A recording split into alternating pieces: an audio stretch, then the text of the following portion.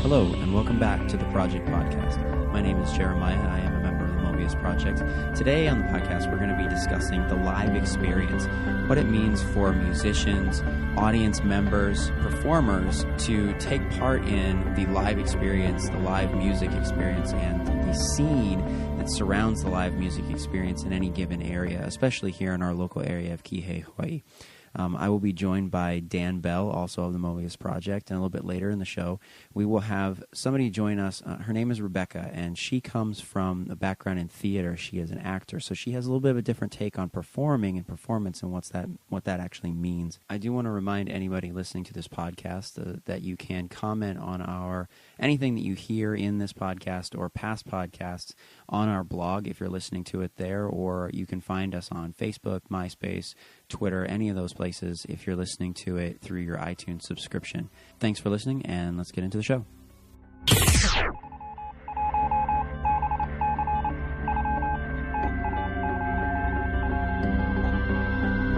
want to just launch into this? Yeah, let's just launch into it. Okay. You're the one with notes. Yeah. Well, okay. Well, I that's do. First, just introduce yourself again. So this is Dan Bell, the drummer from the Mobius Project. And this is Jeremiah. And this episode, we're going to be speaking about the live music experience. And the reason that this was on my mind a lot, it's always on my mind, but a lot more in the past year or so, because ever since I moved to Maui from a major metropolitan area, which I used to live in the Baltimore, D.C. metro area, and I lived in Philadelphia for a while, I lived in New York for a while, always around big cities, big venues, lots of people to go to those venues. And, there was always a scene, a big, overall umbrella music scene, and then lots of subcultures within that scene that were readily available at all times. And then ever since I moved here, it's been not so much. So I've been jonesing for more of a live experience. So it's just been on my mind of the relevance of it. And also, since we're both teachers and we're teaching adolescents, which was the age that I started going to concerts, it's become very apparent to me the disconnect between being a fan of music and having it be an important part of your life and also experiencing that music in a live sense. I grew up in a household where music was part of our upbringing. My father is a classical French horn musician, and my mom was too at the time when she met my father. So music was always there, and I was always going to symphonies and ballets and operas, even though I hated it at the time, but I learned to appreciate it later. And then when I started going to rock shows about 14, 15, it became, like a lifestyle. It defined not just listening to music, but experiencing music, defined who I came to be as a person. And that then led to me wanting to play music too, because you would see all of your favorite bands playing, and it was so accessible because they'd always be touring through your town. You could give any given year, like at least half a dozen, if not more, of your favorite bands would come through a series of venues that you had close by, in the major city that you live near. Well, especially around here, and speaking to what you were talking about, there being not as much of a scene around here, it's like every time you go to a live show, because you don't get to go as much, you don't get to go as often, the spectacle of the show stands out that much more to you. Like the experience of being there stands out that much more to you. And so you're kind of set up for a larger payoff or disappointment in actually like experiencing the show. Last night, Jeremiah and I went to a local concert that had been hyped up pretty well around town for the band that won the 2010 Battle of the Bands here on Maui called Moth, and then another local punk band called the Order of the White Rose, and I won't even try to pronounce the name. Hawai'i. Okay. They were the opening band, and that was the first live show we've been to in a while. And it was actually, in terms of the sheer number of people that were there, especially for a local, small, independent show, it was, I was pretty impressed. I thought it was very successful. Yeah, for being able to put that many people in for a show that was specifically that hard rock in an area that on the surface isn't a hard rock area was pretty impressive. It was pretty cool. But you were commenting on the spectacle of it, or as I called it last night, the novelty of a live show, especially an aggressive live show. I found really interesting because when I was a kid going to live shows, especially, heavy shows, aggressive shows, typically, your visceral reaction to it came from somewhere within that was a true response to the music. Jeremiah and I were commenting last night on some people that didn't appear to be huge fans of the band. They were just sort of getting into the moment more of ooh, I'm at a rock show and I'm going to go crazy and, this is so much fun, hee. Well, there's novelty to it when it isn't the scene, There's not Yeah. a punk rock scene here. There isn't a hard rock scene here. There's some bands. Yeah. The scene is reggae or Hawaiian or even, and then there's some like singer-songwriters that are interspersed in there that have more of a scene than the hard rock scene. I mean, it was at a venue that's essentially a restaurant, and a year ago, whenever I was kind of preparing for us to start playing the venues, and I was looking at the venues, and I would go to various ones, I would never have pegged that to be a rock venue, ever. I think that the hardest band that I saw there, the loudest show that I saw there, it was basically just a bar band. So last night was really interesting, and I think that kind of thing holds a novelty for the area. And I think that it's very accurate to talk about the reaction of the crowd last night and being a visceral one. I mean, you definitely had your people there that would probably identify themselves as punk rockers. And Absolutely. And you definitely had your people there that were more like hard rock people. I mean, there was some headbanging, there was some skanking. I mean, there was a circle pit going on for a little while, but it was more visceral. I mean, you had your girls in dresses holding their mixed drink, doing their like booty dancing on the side, and that's, it's because it's kind of a novelty. I guess what we're getting at here, though, is that there seems to be a desire for a scene here and a desire to have live music more readily available. And I think that the island would be remiss to not follow through with that. Well, I think we're coming into it in an interesting time. I mean, speaking directly for the Mobius Project and us as just music viewers, I think we're coming into it at an interesting time because I know a year ago when I was looking around as to what was here, when it came to rock, it was pretty much underground or really reggae influenced.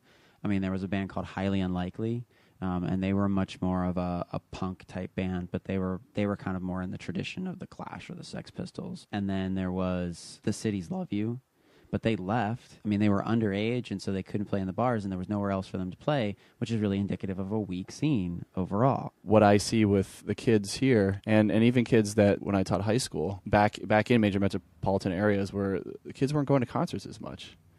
I mean, a lot of concerts were getting more and more expensive, especially, like anything going through any kind of Ticketmaster. Kids were, because in the last podcast we talked about the whole, downloading singles and kids sort of separating themselves from an overall experience of what makes music great, and they were just doing it in more of a novelty pop culture kind of way. And then I see this live experience relating to that too, where kids don't see the value in it as much, I guess, because music is so readily available. They don't feel the need to go spend the money or bug the parents and get out more. And then when you live in a place like this where live music is not as readily available anyway, then it's even easier to turn that off and to not be as interested into, I hear this on a recording, but what would this be like if I was standing there watching people play this? We got to be careful, though, to not put what we think the musical experience should be onto them, in that same way that you would say, this is what it is to me, therefore that's what it should be to you. But at the same time, I agree with you. It's just not, especially here where the music scene is centered around the alcohol-serving establishments, like it was last night. How can a kid get into that show? And as you and I have said many times in conversation, it's the kids who are the ones, I say kids, but I simply mean like, under 21. Yeah, just on the underage crowd. Those are the ones that have the disposable income to throw at their favorite bands, and those are the ones that have the passion to basically obsess over. They're usually more favorite bands. The loyalty. To build strong loyalty. They're the ones that have the reserves to build really strong loyalty towards the bands and to follow them in the way that when you think of a fan, what you're actually marketing to. You're marketing to those kinds of fans. And those kinds of fans are more easily found in the underage crowd.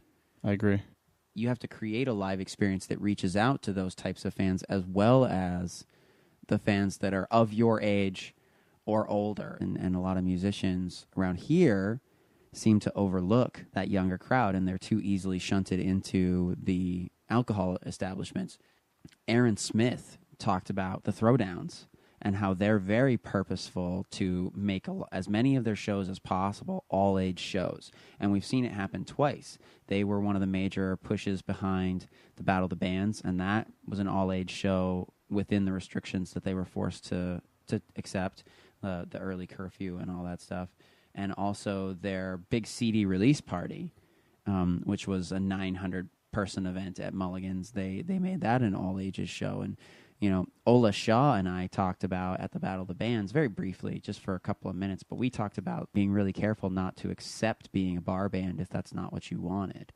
Around here, that line is more blurred than I think a lot of people really recognize. And so in the live experience that we're discussing right now, especially around here, bands need to be really purposeful, not only in their live experience on the stage, but in how they piece together the scene. And the scene is part of the live experience. The scene is the beginning of the live. It's the roots, the base, the foundation of the live experience. You look at the live experience as a whole among all the shows that are offered, and then you put your show on in that context, and that doesn't happen in a lot of places, but that's because in a lot of places you have a huge scene that is spread out among a lot of different offerings. And around here, it's not. It's this intermixed scene. Yeah, we definitely have to band together here. And I appreciate the Throwdowns and the Battle of the Bands experience for trying to do that. That was one of the overall overreaching ideas for that. And that was Fame Life Productions, and that was Q103, I think, was the radio station. And there's a lot of other stuff going on in that. But, the Throwdowns were there, putting that on, and their CD release party was another example of a show that, there was a lot of thought and put into that in terms of the context of the scene. And I really appreciate bands like White Rose that will take on a show like last night. They opened for, bigger acts. They opened for the AKAs around a year ago. Bad Brains. They opened for Bad Brains. They're kind of all over the place. And I think they are the most original, and if I can use such a sort of overly used, practically meaningless term in its original context, the most real band around here. I know what you mean. Super nice guys, too. Yes, very nice guys. And Ovila, I have a huge appreciation for bands like that, for musicians like that around here. Those are the guys that are going to make the live experience what it is, because those are the guys that are going to lay the foundation for the scene. They have the strength to do the legwork and the willingness to do the legwork to make a scene which will give you the opportunity to put a live experience on the stage that is what you want and doesn't have to pander. Yeah. So let's talk for a second about what makes live music so awesome and so important, I think. And not just live music, but a live show. A live show, yeah. So thinking back to some of my first experience with live music, when I was just discovering rock and roll, and my parents were hating it, and then I wanted to reach out. I'm trying to remember exactly why I wanted to go to concerts in the first place, because I'd heard about things like Lollapalooza, I remember, and I think I'd heard about an Ozfest when it first started, and I was like, I gotta see this stuff. Actually, my first live show, though, to backtrack a little bit more, was Weird Al, and I was in, like, I don't know, 5th or 6th grade, and my dad took me, and it was a good choice for a first rock concert, because it was everything that a great show should be. It was entertaining. It rocked. It was a spectacle. Al, he's not just a musician. He's a performer. And there was all the sorts of costume changes and lots of crowd interaction and things like that. And as a kid, as a pretty young kid, I was probably like 11 or 12, I was just totally wowed, And then it was a couple years later when I actually went to my first like real rock show, which was the Deftones then it was called the Capitol Ballroom, but then it became Nations, and now it's gone. And that in D.C.? That was in D.C., yeah. And that was unlike anything I ever thought I'd experience at that time of my life. I was like 14 or 15, and you'd heard about mosh pits, and you'd hear about whatever, like the crazy mass of sweaty people and everything. And it was an all-ages show, and we were just kids, and there were people all ages there. And we didn't know what to expect. It was my brother and a friend of mine, and we were just getting tossed around, like rag dolls in the crowd, and I remember we were just looking at each other, just like kind of laughing, as we were getting smashed up against all these big sweaty dudes, and hopefully some sweaty women too. It was just a completely unique experience, and it was what I later started to refer to as the controlled chaos of a rock show, where people were all there for the same purpose, to have a really good time and to experience a live show. And yet it was still kind of, uncontrolled because anybody could kind of do what they wanted in that big open floor space. There was no chairs and, there was no real limits to how you wanted to experience the music. So you'd have people headbanging, people jumping up and down, and people, whatever, dancing, people going crazy. After that, I was hooked. I couldn't not go to a show. Every time a band would come around that I wanted to see, didn't matter if I didn't have any money or transportation, I would find a way to get there because it was important to me.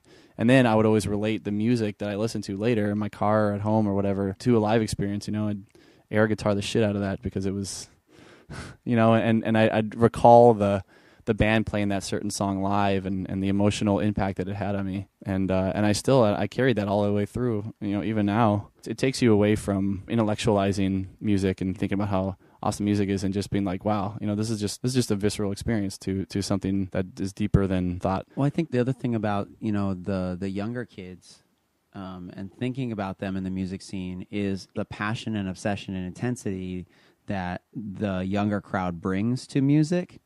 And when you think about what makes a scene or what makes a good show, what makes a good show is when everybody's really into it. And the crowd is feeding off the band and the band is feeding off the crowd. That's what makes a good show. Well, what sets up that good show is that there has to be demand for that to happen.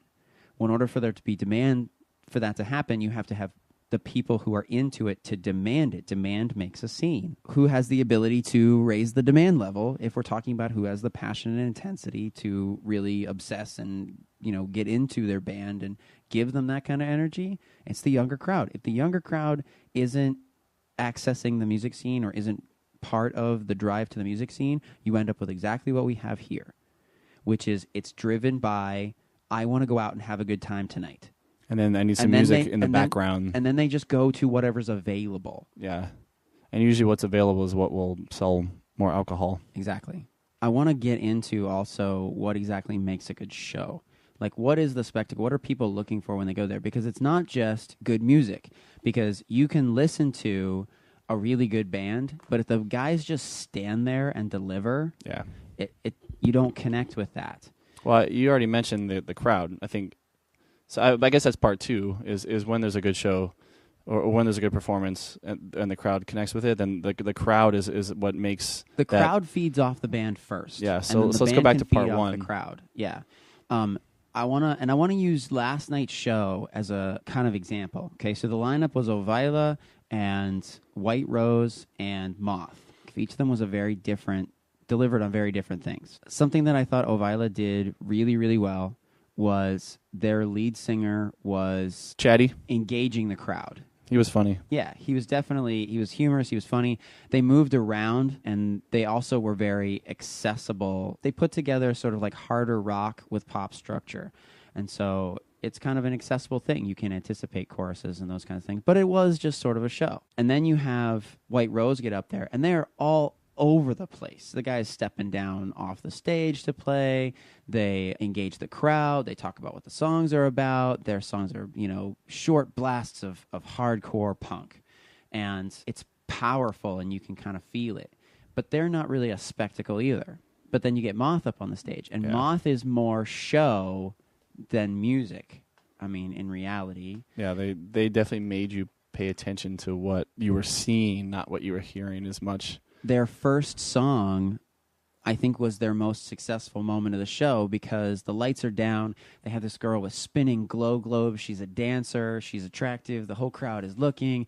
Their first song is a really powerful one. I mean, the guitar was so loud you couldn't really hear the drums. You are having this internal reaction to the guitar. Then you move on from there, and I have no issue with the fact that they're an instrumental band. I think that's actually really powerful and interesting and makes you pay attention to, do I like this? Do I not like this? Why? But the thing that it really gets me is that they don't talk to the crowd at all. Even if you're not going to sing, to not interact with the crowd leaves something out. And so I wanted to be moved by that show more than I was by what I saw. I really want to see what they do next because they're obviously super talented musicians, but I don't feel like they're feeding off the crowd. Kind of amped to see what they do next. And if they can move on from here, I applaud them for the dancers. I mean, it would have been really easy to just go out as a two-person act, be big and powerful, and be complacent with that as where you are. And so the dancers are kind of a stroke of genius. But I think they're missing something by not interacting with the crowd. Well, so let's talk about some other bands that do the spectacle as well, but also deliver on the music front too. The first one that comes to mind is Rammstein, the German band that was discovered by David Lynch and brought into the American market. They were incredible. I saw them a couple times. Once at the first Family Values tour, and they got kicked off the stage pretty quickly because they were all naked, and it was an all ages show. But then I saw them again in a club, and they were amazing. And their mantra early on was that they wanted to be a spectacle for the eyes and the ears. And they definitely were, because they had pyrotechnics out the wazoo, and they had like chicks singing in fiery cages, and they'd singe your eyebrows off with like exploding, pillars of fire in the front. And the guy would come out in this like, flame retardant suit and be on fire, and he had this laser eye, and he'd shoot arrows of fire into the crowd. So you're like totally wowed by what you're seeing, and then the music also rocks your socks off. Like they're rocked, and like. They just put on a great show, and everybody was into it, and you're getting delivered on both fronts. I mean, we're talking about being able to create a moment, and I think the creation of a moment in a live show, it just has to be purposeful. I mean, I really honestly believe that somebody could be singing a cappella with a tambourine in front of 5 people in a cafe and still create an emotional moment that people will connect to. Let me tell you about that for a second. One of my favorite singers, Jonah Matranga, has done that. The first time I saw him perform... Tambourine included? No, well, it was him and acoustic guitar in a living room full of 20 people. And that was one of the most memorable shows I've ever seen in my life. And then years later, I saw him outside of a bar, and he gathered up a few of us that were at that bar to come out in the parking lot, and he played with his acoustic guitar, and he played a few songs, and it was like, it was almost like a spiritual circle or something. It was amazing, what he did. And you know what Jonah does especially well? I mean, I think Jonah Matranga is probably one of the best. From your stories and what I've looked up and the music that you've given me, and what I know of Jonah, I've never had the privilege of seeing him live, unfortunately, but I would have to say he is probably the best at it that I'm aware of, not necessarily because of what he can do live, because I've never seen him live, but what he does in setting you up for it. Yeah. That kind of stuff, connecting with fans one-on-one. When you come to the show, you're basically primed for a moment. Yeah, you feel like you're a part of his... Because he's approachable. You know him. Yeah. It's interesting that you're talking about this, because this is something that's popped up in my life a lot lately. Well, why don't you introduce yourself, by the way? We can put that. Oh, hi, I'm Rebecca. The human experience, what it sounds like these artists do and what Moth didn't, is they tap into the human experience, which is what good music should do. They make you feel something. They make you feel a part of the process. They make you feel human in a group. And that's what a good live music performance should do. That's what all good art should do, especially music, because it does it in such a direct way. And I think Rebecca brought up a really important point, and that is process, is being part of the process. Music doesn't spawn out of nowhere, and so Jonah takes advantage of making you part of the context. And you don't just listen to that song and go, wow, he must have been feeling something awesome. I kind of remember a time like that. No, you go, hey, I have something shared with Jonah that helps create this moment. Yeah, you feel like when he plays a song that you love, that he wrote it for you. When I requested a couple old Far songs that he played at that first One Line Drawing show, he played them, and like everybody was in tears, because it was so... But it felt like that he did that for you, yeah. And he's gone so far now as to do what he calls his unique recordings, where he likes to have people commission him to write or to perform one of his back catalog of songs, but in a way that you might suggest that he do it, or he'll do it on the fly, whatever he feels at that moment. And so he really likes to connect with you personally. It's a very personal experience. Yeah, if you don't know Jonah Matranga and Far, and you want to like get more into the like moment of music, you really need to look him up. He'll do that in the middle. Yeah, by the way, go to jonahmantranga.com, MATRANGA, jonahmantranga.com. I've seen him play everywhere from, like I said, a living room in a parking lot to like a club. He'd be up there playing with just like him and an electric guitar, and he would stop in the middle of a song because he had some thought or some feeling about something, and he would just like talk about it. and he would like solicit other people's thoughts and feelings. That's the creation of a moment. I mean, there are people whose job it is to do this, to set up the show, to create the moments. It's like, okay, pyrotechnics go off at this moment, and you move forward on the stage at this moment, and dancers come out behind you at that moment because this chorus is big and bombastic. And because we know that that's what's happening, this is going to be big, and we're going to go all out right there. But like anything, though, that can go too far where it becomes a disconnect. And I think of like a lot of pop music, like, Hannah Montana shows or Britney Spears or something, where you have a bunch of dancers up there, and they're it's choreographed to the point. You mean like feeling manipulated? No. I mean feeling like you're not really a part of that music. Like you could be watching that on TV for all it matters, because it's there's no room for any kind of improvisation or any kind of fun. It's like they're doing what's scripted. I had a very similar experience at a Strokes concert. Oh, you mean in the negative way? Yeah, as I kind of had in the Moth You saw concert. the Strokes? I have seen Why? the Strokes. Who wanted to see the Strokes? You know what? It was right after their first couple of singles came out. I know. I liked them when they first came out, too. It was a seated pavilion. I had a very similar experience where I felt like it all came at me, and it was not enjoyable in that way. I heard that a lot from them. Even though at the time, I kind of can't now. I mean, the live experience ruined it for me a little bit. But at the time, I could listen to the album and be like, yeah, this is catchy, this is cool, I dig this, and that's why I went to see them. But then after seeing them, I was kind of like, meh. And what it was they were so drunk on stage that it turned into one giant opportunity for them to goof off. And even though they sounded good, I mean, if I shut my eyes, I wouldn't have known that they were drunk, that they were completely wasted.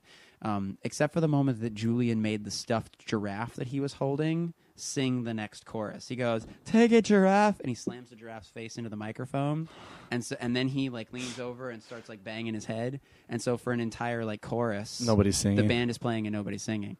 Yeah, it was a stuffed giraffe. Rocket giraffe.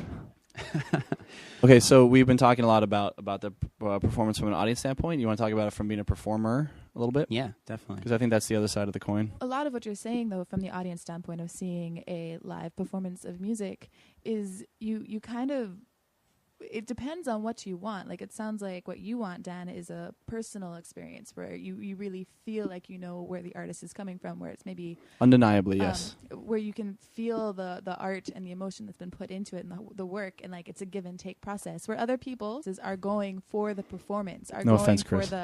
I've seen this person live, I've seen what they look like. And so some people might really like a Strokes concert where they're being complete idiots and would tell that story and be like, it was so friggin' rad, man. Like, they were just so crazy and drunk and stupid. And that's what they want from that live performance. I'm with you guys. I think it's way better when it's something that's personal. In fact, I usually don't go to live concerts myself because it's usually not a give and take performance thing. And I don't really see the point of why I'm not just listening to it or watching it. But I've enjoyed this conversation because it's made me change my mind about that a little bit. Give it another chance. I thought that was a great point. But it is undeniable, even if you're just there for the spectacle, like the performer has to create those moments of spectacle. So it has to be very intentional. From a performer standpoint, I got to kind of go back to the shows that we have done and the times that I've performed solo, and those moments, the ones that I felt, I can always say that the nights that I felt the most on are the nights that the crowd was almost pre-responding to me. You get up there and they're excited and you feel on, because it's not all on you to create the experience. You're feeding from the crowd from the get-go. And that's why, I think Jonah, I go back to what I said about Jonah, it's so important to be that kind of approachable performer. Or, if you're going for that sort of mysterious thing, you're priming them. It's important to prime them no matter how you do that. So that when they come in, they're not coming in as a whitewashed person. I mean, I can you think of the number of times that you have walked into a show, you knew nothing about a band at all. Any opening band for that. And you walked out of there as blown away as the headliner you came to see. I can think of that like maybe 2 experiences max. Yeah, like that. Exactly. So and rare. It's because you're primed for the headliner. You're either there to see them, or at the very least, you knew they were going to be there. Mm-hmm. So That's actually why I started buying CDs of when I knew who the opening bands were going to be. I would listen to it. I tried to see what they were all about before I saw them, because I got to the point, I've been to so many concerts that I got so tired of sitting through opening bands that I hated, and a lot of times because I just didn't know their music. I didn't know what to expect. Because even when a band is amazing, if you don't know their material, a lot of times you get bored anyway, because you're listening to stuff that you have no emotional attachment to. Yeah, us as a band, obviously, the night that sticks out in my mind as being the night that we were the most on is the Battle of the Bands. Yeah, me too. I mean, we play in front of 600-700 people. The crowd was just ready for whatever. I mean, we could have spit on the microphone and they would have shouted. And I'm sure it wasn't just because they were all drunk. Well, I'm sure that was part of it. They loved us. I have never had a moment ever from the other bands that I performed in this band where I felt I felt the Battle of the Bands, where I could really understand what it was like for like a popular band to be in front of a crowd that loves them. Yeah. And I got a little window into that. It was just so in the moment, and it was so real. P.S. If we haven't said it enough, thank you. Yeah. to everyone out there. Thanks. We've had some other shows where I felt like we were at a level, like kind of the same performance level or better than that night. But what was different about that night, what was different about the Battle of the Bands night, was that crowd was primed for what we were going to do. We created the moment we wanted them to feel. They responded to us, and we gave back to them. That was what was different. And my other favorite memories all include that, whether it was 20 people, 30 people at a Rock in the Lot, whether it was 50 people at a Rock in the Lot, whether it was 600 or 700 people at the Battle of the Bands. It was always the back and forth. Yeah, and I wonder if some bands that kind of that as they get on and they've been performing for so long and touring, that they get kind of stale with their performances, and I wonder if maybe it's partly because they forgot what it's like to be. Well, it's like in the being audience. A kid and growing up. Yeah, exactly. The adults that connect with young people the most are the ones that remember what it's like to be young. That's why I was the performers that connect with audience members the most are the ones that are performing from remember what it's like to be an audience member. That's why I was so amazed when I saw Korn the last time at Family Values 2007, because I had seen the original Family Values in 1999. Yeah, wow. And they were still up there. Like, you could tell that they were just like having fun.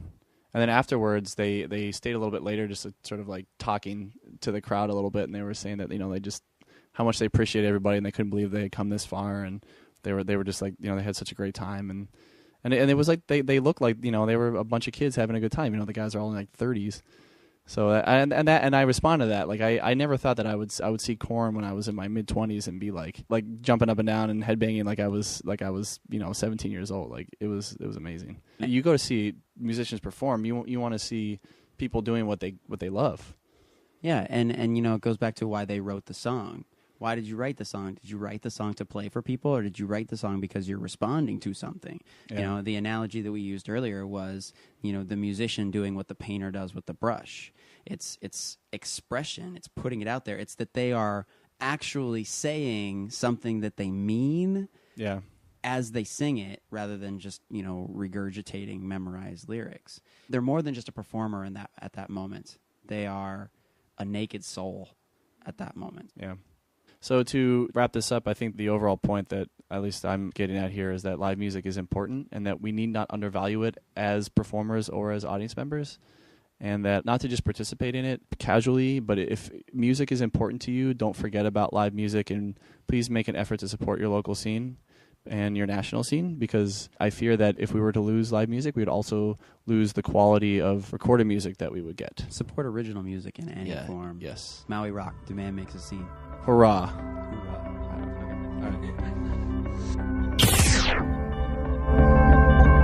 All right, that'll do it for another episode of the Project Podcast. Please remember that you can comment on our blog.